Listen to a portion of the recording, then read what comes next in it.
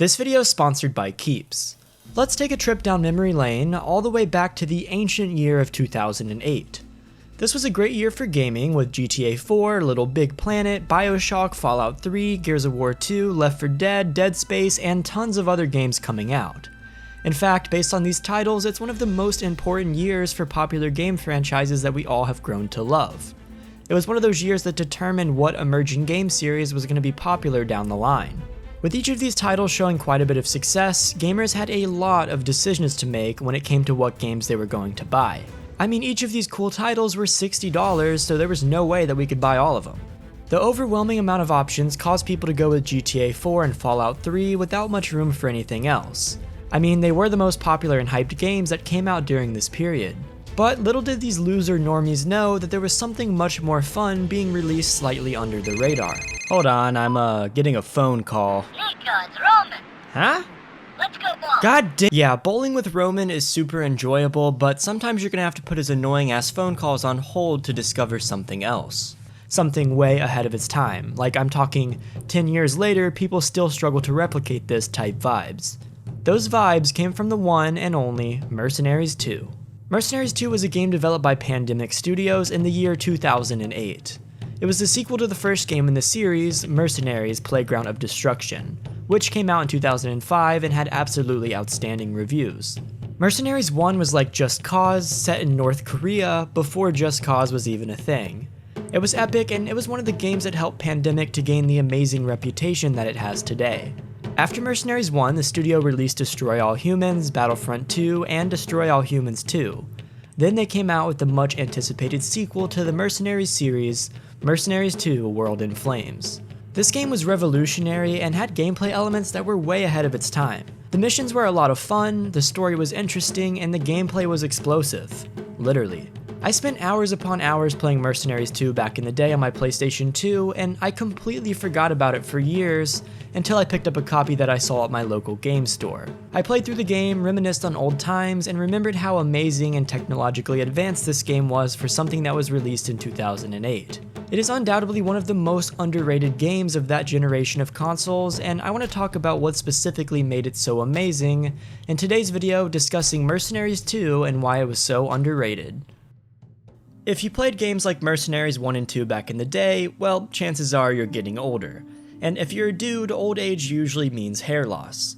Believe it or not, 2 out of 3 guys will experience some form of male pattern baldness by the time they're 35 years old, and the best way to prevent hair loss is to do something about it while you still have hair left. That's why I partnered with Keeps as the sponsor for this video. Keeps is a subscription service that helps people keep their hair while they still can. You can get treated directly from your home with products being automatically shipped as you need them, and you have access to 24/7 support from a real doctor. My dad got treated for hair loss and spent quite a bit of money with subpar results. But he actually recently switched to Keeps, and it's much more affordable than what he was doing before because they offer generic versions of FDA-approved medications for hair loss. Even if you're younger, prevention is key where it doesn't become a problem down the line. Most treatments take 4 to 6 months to start seeing results, so the sooner you switch to Keeps, the more hair you can save. If you're ready to take action and prevent hair loss, go to keeps.com/robokast or click the link in the description to receive 50% off your first order. Thanks again to Keeps for sponsoring this video. Now let's talk about Mercenaries 2. The game follows the story of you, a mercenary who's in Venezuela trying to track down a guy known as Ramon Solano. Ramon hired you for a job and ended up crossing you, so you want revenge. Turns out he also crossed the people of Venezuela and became their newly ambitious dictator, starting a raging war in the process. Your job is to do whatever it takes to get revenge and to hunt down Solano, working with whoever you can in the process. You have the choice of 3 main characters.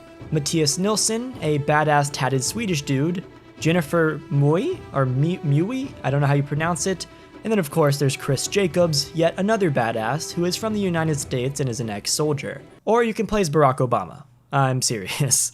They made a DLC where 2 of the selectable characters are Barack Obama and Sarah Palin for select missions. You use your selected character to take mercenary odd jobs with each of the various factions that are found in the game.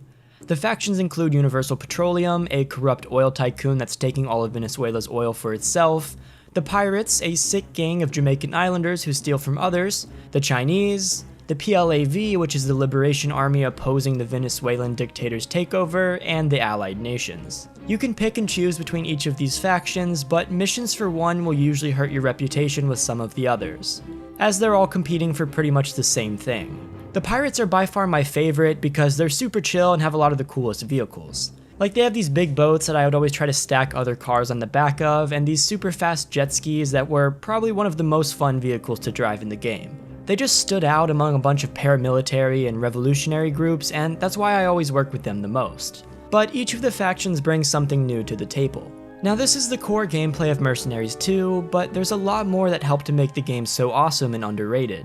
The first of which is the outstanding technology that made a story about some mercenaries and a bunch of corrupt leaders into something awesome. On its own, the story is fairly bland and uninteresting. You got shot in the butt, and you got crossed by someone that you already knew was corrupt, so you're gonna wreak havoc across the entire country to get revenge. It's kinda lame, and by itself it wouldn't make for anything too special, and on top of that, the voice acting sounds like a 7th grader who is reading a script off of his phone.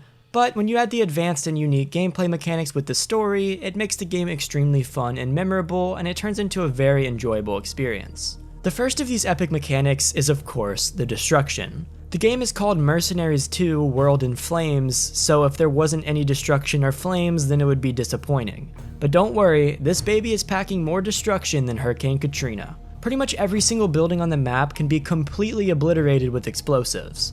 Whether you're using some simple C4 or a heavy class ground tank, you can knock down nearly every tree, structure, sign, or skyscraper in sight, and anything you see could be nuked out of existence in a matter of seconds.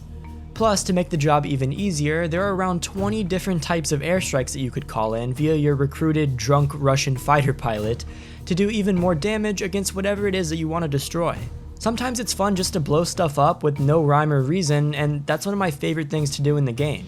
You feel powerful knowing that you're a singular mercenary and that you are literally destroying an entire country and all of its people. The destruction is the perfect baseline for the rest of the game to build off of, and Pandemic definitely took advantage of this. As you work with each faction, you build reputation and standing, which allows you to access more of the resources that these factions offer. Once you gain reputation with them, you can travel around the map to various outposts and buy weapons, airstrikes, and vehicles. You can then switch around your inventory and call these in via delivery at any time. So if you're stranded somewhere and want a helicopter, simply call it in and your pilot that you recruited early in the game will bring it right to your footsteps. There are around 50 different military-grade vehicles that you can acquire, ranging from a simple little motorcycle to a fully armored and kitted heavy attack helicopter, and these options make the gameplay a lot of fun. I remember back when I used to play this game on the PS2, just driving around and hopping in different vehicles every time I saw a better one. There are so many different options that discovering something new is always exciting, and that's where some of my fondest memories of this game come from. When talking about Mercenaries 2, you have to start with the memorable characters and the epic proportions of the explosives, weapons, and vehicles in the game. But I also want to touch on something else that you are bound to remember if you used to play this game: the side missions. The main missions are pretty much always, yeah, go kill or protect this guy and I'll give you some small piece of information that I know about Solano, but you gotta figure the rest out yourself. And while these are fun, I know for a fact that I spent a lot of time on the side missions when I played as a kid. They are honestly some of the best side missions that I've ever seen in a video game to this day. Starting with the people that you recruit to help you, like your pilot, your helicopter man, and your mechanic, they each offer wager matches and simple little challenges.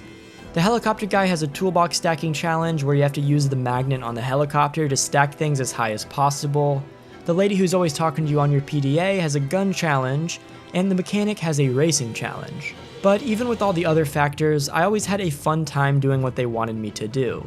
The pirates offered me a jet ski race, one time I had to deliver chickens or something, and there was even one where I had to navigate a boat through a series of mines. And that was ridiculous, and honestly it kind of made me rage quit, not gonna lie, it was way harder than it should have been. But there are lots of fun minigames and challenges, and there's even some more traditional side missions where you have to go back to your roots and shoot a bunch of stuff. Either way, they are a lot of fun, and some newer games could learn from the quirkiness of these types of missions. The quirkiness doesn't stop there though. In fact, the entire game is extremely funny and cheesy, but the developers embraced it and that's why it's so underrated. Like, you're following the story of a guy who literally got shot in the butt, and now he wants to take out an entire country because of it. I mean, honestly, just watch this cutscene where you meet the pilot for the first time and you'll see exactly what I'm talking about. If you don't feel like watching it, I'll put on screen right now what you need to skip to in order to get past it. But I would definitely recommend it because it's honestly quite hilarious. Who's Misha? I am. The jet pilot is me. Misha is me. Jet pilot. I fly jets. You can fly a jet? Yes, I fly jets. I fly any jet you got. Fly all over the world, any conditions, don't matter. Got my own jet. Okay, how about you call me once you sober up? I don't sober up. You don't sober up. Not if I can help it. You see my jet? You would not fly it sober. How come you're stuck here? Why aren't you flying for Universal Petroleum or... I used to fly for the Vesenzua... the VZ. The VZ! The VZ. I fly for them, but I make mistake.